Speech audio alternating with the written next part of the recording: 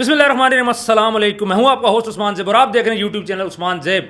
Mister Patlu मैदान में आ चुके हैं। मिस्टर पतलू ने लाइव पे बैठ के रिक्वेस्ट की है शहजाद भट्टी और रजब भट्ट से कि आप आपस में सुलह करो, बहुत हो गया लड़ाई झगड़ा। और पतलू ने यह बात बोली है कि मैंने बयान इसलिए अभी तक नहीं दिया था, मैं तब बयान दूंगा जब सुलह का मामला होगा। और उसने एक लंबी डिबेट की है और ये बात बोली है कि बहुत लड़ाई झगड़ा हो गया, फैन फॉलोइंग है आप लोगों की, लोग आपको देखते हैं, आपसे बच्चे क्या सीखेंगे। और ये बोलिए कि अगर मुझे भाई समझते हो दोनों, तो फिर दोनों आपस में सुलह करो। आपने करनी है करो, नहीं करनी ना करी, मैं आपको मशवरा मैंने दे दिए, इसके बाद मैं कोई बात नहीं करूँगा। और उसने बोला है कि शहजाद भट्टी भी मेरा बड़ा अच्छा दोस्त है, रजब भट्ट भी मेरा बड़ा अच्छा दोस्त है, लेकिन आप जब सुलह करोगे तो दिल से सुलह करोगे। फिर उन्होंने मिसाल दी कि चौधरी सखीर साहब ने मुझे किसी बंदे का बोला कि आपने उससे सुलह कर दी है। मैंने उससे सुलह की, मैंने उसको भाई बोला। भाईबंदी यही होती है कि जब मैं सुलह कराऊंगा तो आप दोनों ने सुलह करनी है। मैं लाइव पे बैठ के, मेरी लाइव पे दोनों आओ, यहाँ पे मैं तुम दोनों की सुलह कराता हूँ, लेकिन उसके बाद तुम आपस में लड़ाई नहीं करोगे। कितनी अच्छी बात की है पतलू ने। इतने दिनों से मैं यही बोल रहा था कि इनके करीबी जो लोग हैं, बहुत सारे लोग हैं, वो कोशिश क्यों नहीं कर रहे, वो सामने क्यों नहीं आ रहे, वो रोल क्यों नहीं प्ले कर रहे।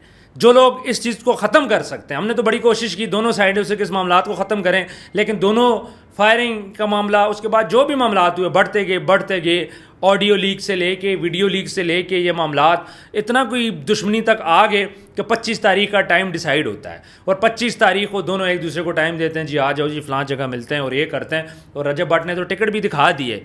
तो व्यूअर्स, पतलू ने बड़ा अच्छा रोल प्ले किया। और जब से पतलू ने बयान दिया, आपको मज़े की बात बताऊं, जब से पतलू ने बयान दिया है उसके बाद से लेके अब तक ना रजब भट्ट की तरफ से कोई बात सामने आई है, ना शहजाद भट्टी की तरफ से कोई बात सामने आई है। बिल्कुल खामोशी छा गई है, खामोश है दोनों साइडें जब से पतलू सामने आया। इसी तरह और भी लोग हैं, उनको रोल प्ले करना चाहिए था, बीच में उनको बीच में आना चाहिए था। शानी टाइगर साहब ने कोशिश की थी फायरिंग से पहले कि किसी तरह ये मामला ख़त्म हो जाए, लेकिन उनसे भी शायद नहीं हो पाया।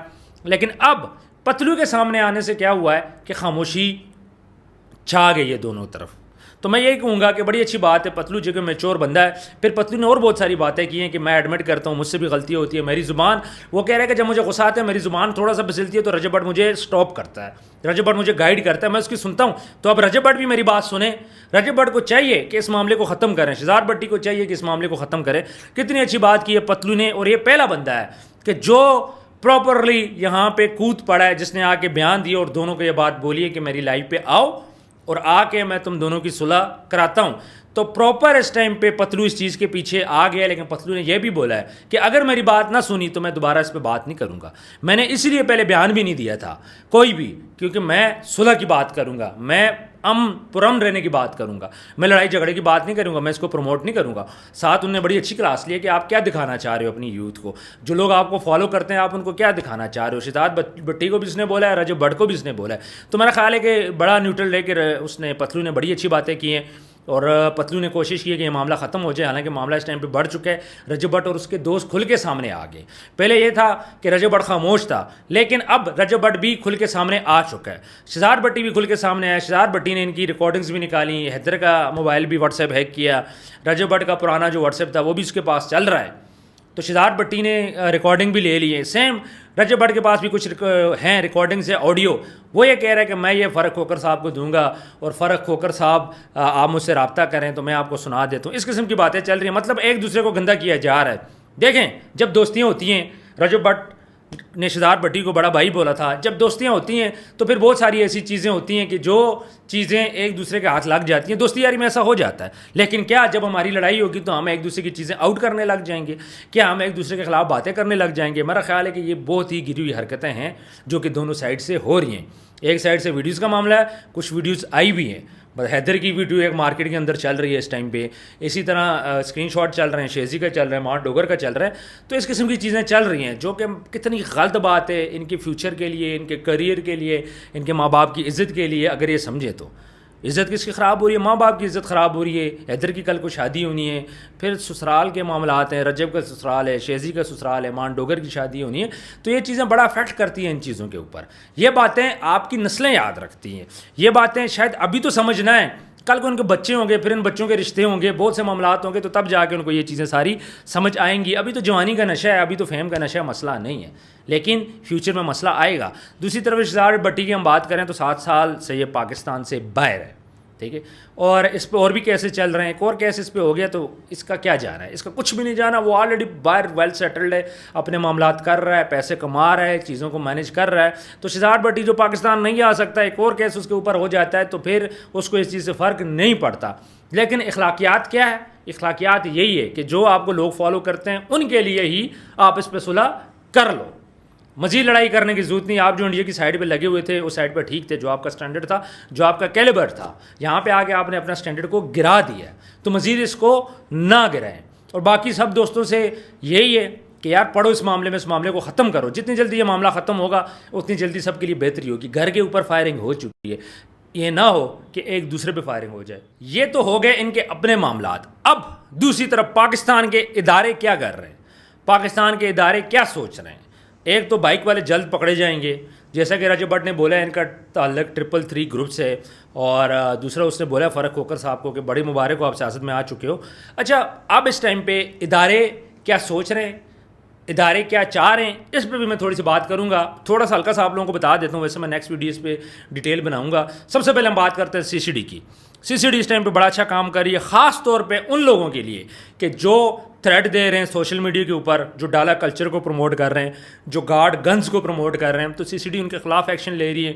जो किसी के साथ ज़्यादती कर रहे हैं, जिनके ऊपर या तो एक से ज़्यादा FIR है या फिर संगीन FIR है, सीसीडी उनके खिलाफ एक्शन ले रही है। और जो सीसीडी से भाग रहा है उसका भी इनकाउंटर हो रहा है, जो सीसीडी के ऊपर फायरिंग कर रहा है उनका भी इनकाउंटर हो रहा है। सीसीडी के 2 बंदे शहीद भी हो चुके हैं। तो सीसीडी इस टाइम पे उनकी बड़ी ख्वाहिश है कि किसी तरह ये दोनों पाकिस्तान आ जाएं। ये भी मैं आपको बता दूं, आप सब बोल रहे हो ना शहजाद भट्टी को सीसीडी चाह रही है कि वो पाकिस्तान आ जाए। नहीं, सीसीडी दोनों को चाह रही है कि दोनों पाकिस्तान आ जाएं। इस टाइम पे सीसीडी की पूरी ख्वाहिश है कि रजब और शहजाद भट्टी पाकिस्तान आ जाएं, उनके हत्थे लग जाएं। वो सिर्फ ये चाह रहे हैं। और अगर इसी तरह लड़ाई झगड़े चलते रहे तो वो कोशिश करेंगे कि थ्रू इंटरपोल इनको पाकिस्तान में लाया जाए। तो सीसीडी बड़ी खामोशी के साथ काम करती है, शोर शराबा नहीं करती, कोई धमकियाँ नहीं देती, कोई बात सामने नहीं ले आती। लेकिन जहाँ तक हमारी इंफॉर्मेशन है इस टाइम पे सीसीडी चौकन्ना है।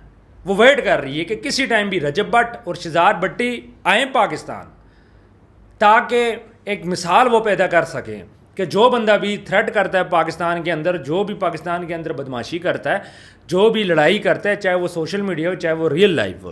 तो ख़ास तौर पे शहजाद भट्टी का आपको पता है कि उसने फायरिंग करवाई है। तो उसके बाद सीसीडी ये चाह रही है कि किसी तरह ये दोनों पाकिस्तान आ जाए। एक तरफ रजब भट्ट को ये फील हो रहा है कि शहजाद भट्टी आ जाए पाकिस्तान तो सीसीडी पकड़ लेगी। जो दूसरी तरफ है शहजाद भट्टी, वो पाकिस्तान नहीं आएगा। शहजाद भट्टी को पता है कि पाकिस्तान आएगा उसके लिए मसाइल बढ़ेंगे। ऑलरेडी इसके ऊपर 302 का पर्चा है, और ये वो 302 है जो इसने लाइव पे बैठ के पर्चा दिखाया है, जो FIR इसने लाइव पे बैठ के दिखाई है। ये कोई छुपी FIR नहीं है। तो सीसीडी ने वो FIR भी देखी है, सीसीडी ने वो वीडियो भी देखी है, सीसीडी ने शहजाद भट्टी को भी देखा है, फायरिंग करवाते हुए भी देखा है। तो आपका क्या ख्याल है कि सीसीडी खामोश हो जाएगी? नहीं, इस टाइम पे ये सीसीडी के लिए बहुत बड़ा केस बन चुका है, हाईलाइटेड केस है। इससे उनकी रेपुटेशन मज़ीद ज़्यादा होगी। अगर शहजाद भट्टी और रजब भट्ट पकड़े जाते हैं, या फिर मैं कहूँ इनकाउंटर होते हैं, मैं वैसे बात करूँ, मुझे कहना नहीं चाहिए, लेकिन ज़ाहिर है जब पकड़े नहीं जाएंगे, भागने की कोशिश करेंगे या फिर लड़ने की कोशिश करेंगे, तो यही हाल होगा। तो अगर ये दोनों भागते हैं या पकड़े जाते हैं या फिर इनका इनकाउंटर होता है, जो भी है, सीसीडी इनको पकड़ने से सीसीडी का जो मोरल है ना वो बहुत बुलंद होगा। सीसीडी बहुत हाई पकड़ेगी और एक नाम उसका हो जाएगा पूरे पंजाब के अंदर, क्योंकि ये इतना हाई प्रोफाइल केस बन चुका है। रजब भट्ट जो कि पाकिस्तान का इस टाइम पे सबसे ज़्यादा देखा जाने वाले यूट्यूबर है, 72 मिलियन इसके फॉलोअर्स हैं।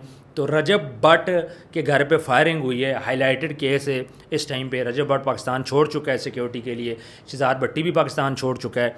तो अगर ये इन दोनों में से कोई भी हाथ आता है सीसीडी की, तो सीसीडी इसको नहीं छोड़ेगी। और अगर रजब भट्ट साहब ये सोचते हैं कि सीसीडी सिर्फ शहजाद भट्टी के ख़िलाफ़ है, तो ये उनकी गलत फहमी है। सीसीडी इस टाइम पे दोनों के अगेंस्ट है। सीसीडी इस केस को क्लोज़ करेगी, आप देख लीजिएगा। इनको चाहिए आपस में सुलह सफाई करें, फिर कुछ टाइम दें, अपने मामलात पाकिस्तान में ठीक करें, माफ़िया मांगें, इदारों से माफ़िया मांगें, इदारों को बोलें क्योंकि इसमें बहुत कुछ गंद हो चुका है। वीडियोज़ आउट हो चुकी हैं, ऑडियोज़ आउट हो चुकी हैं, फायरिंग हो चुकी है। इन सब को चाहिए, अगर इनको अपनी जानें बचानी है इन दोनों को, तो इन्हें इदारों से माफ़ी मांगनी पड़ेगी। आने से पहले अपने लिए रास्ते बनाने पड़ेंगे, अपने वकला करने पड़ेंगे, CCD से बात करनी पड़ेगी, साइबर क्राइम से बात करनी पड़ेगी, तब जाके ये लोग पाकिस्तान आ सकते हैं। अदरवाइज़ ये दोनों पाकिस्तान नहीं आ सकते, और अगर ये दोनों पाकिस्तान आते हैं तो इन दोनों का अंजाम अच्छा नहीं होगा। तो कमेंट सेक्शन में आप अपनी राय ज़रूर दीजिएगा। एक डिटेल वीडियो में बनाऊंगा, कुछ मजीद इन्फॉर्मेशन है कंफर्म होने के बाद वो मैं आपके साथ शेयर कर दूंगा। अपना ढेर सारा ख्याल रखिएगा, वीडियो को ज़्यादा से ज़्यादा शेयर करें। मिलते हैं नेक्स्ट वीडियो में। अल्लाह हाफिज़।